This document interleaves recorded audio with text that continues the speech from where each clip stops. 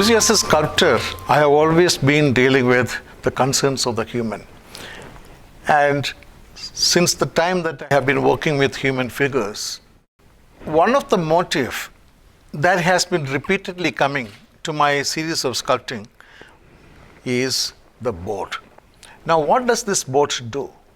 You can see that people really travel through the boat has a kind of a possibility to be reaching out to their destination, or maybe half the way they really sort of sink into the sea. So this has been happening, the migrants. People traveling from, say, even Africa, maybe sometime they think that they can make it to the Spain. Their effort is maximum, but before they reach out to the other side, they really become victimized, having an ephemeral existence.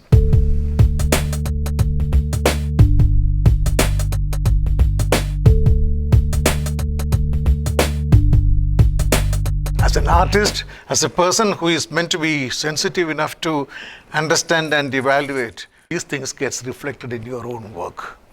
You cannot really think of any way of living in this world without complementing the ideas of being with the nature.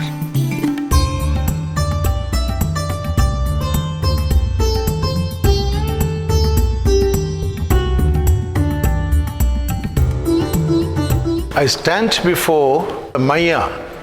Maya is the name given for the counterpart of Musui.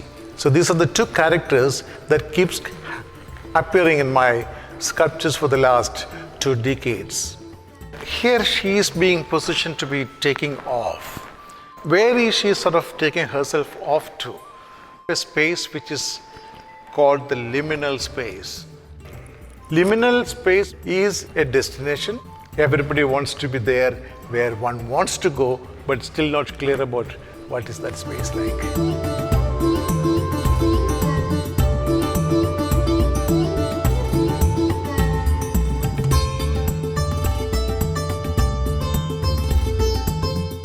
Many Musuis and the Mayas in the world.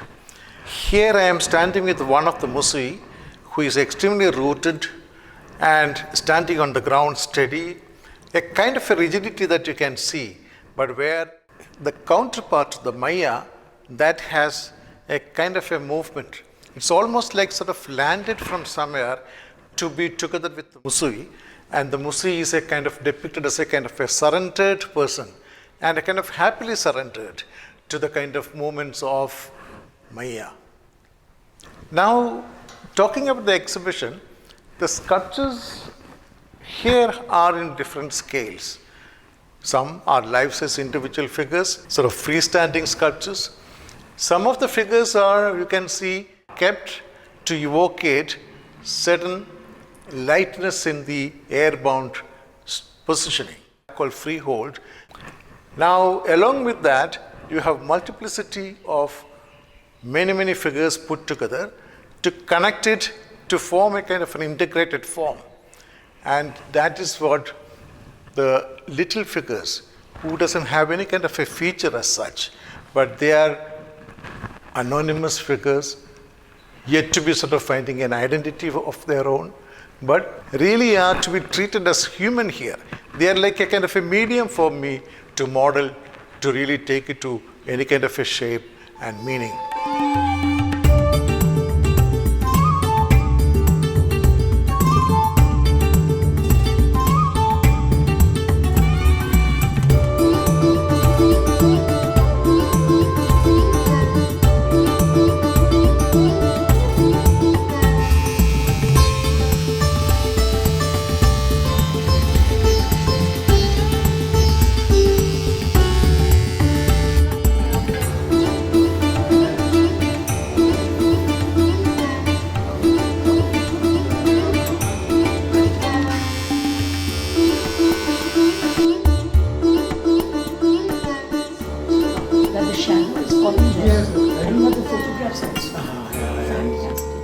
The sculpture is called the Maya becoming goddess. So when you say goddess, it is soon after my visit to Egypt, I conceived this image which is called the Cell Kit, and Maya is hosting that.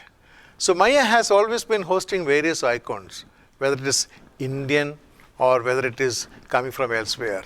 It doesn't have any kind of a periphery that restricts Maya or Musi to become this or that. Now, the whole concept of this ramp is a kind of a gradual progression. And it's starting from the very ground. The figures are really sort of moving towards a kind of an elevated space where you have a larger than life size figure who they really look up to.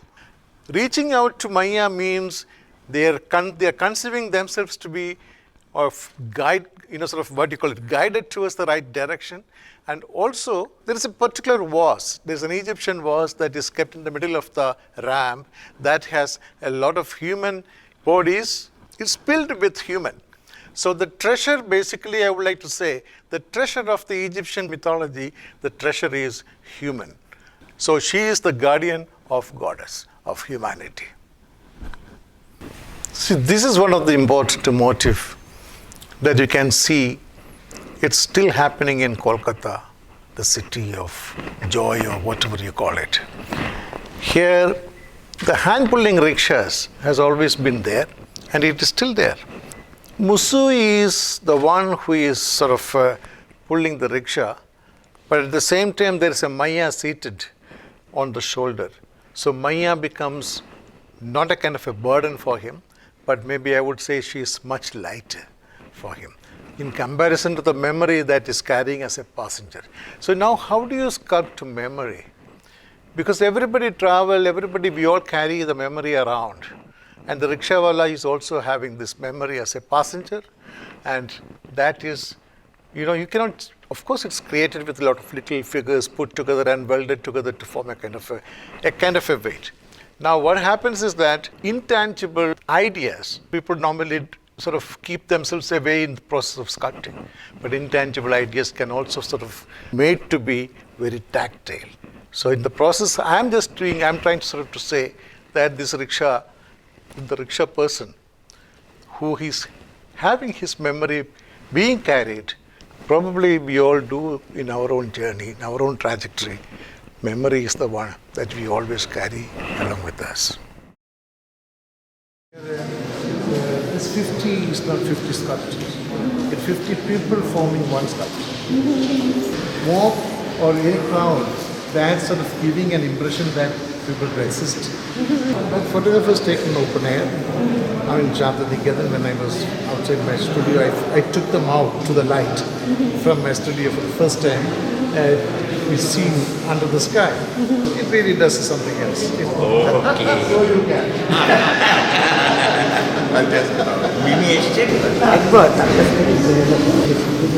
Actually, display করা হয়েছে সেটাতে crowd হচ্ছে ground ফ্লোরে যে স্কাল্পচারগুলোটা আছে crowd হচ্ছে the main sculpture. People and the creation, that becomes an integral part of it. That প্রেক্ষাপটে হয়ে যাওয়ার. Everyone is crowd, but you have this unique position as the wife of the artist. How does it feel? Alone in the crowd. Very good.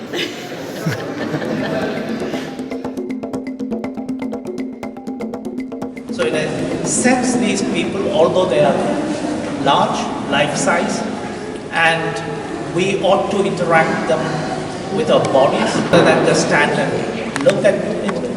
And so this is also a space where you can enter, move through, and so be part of that whole thing.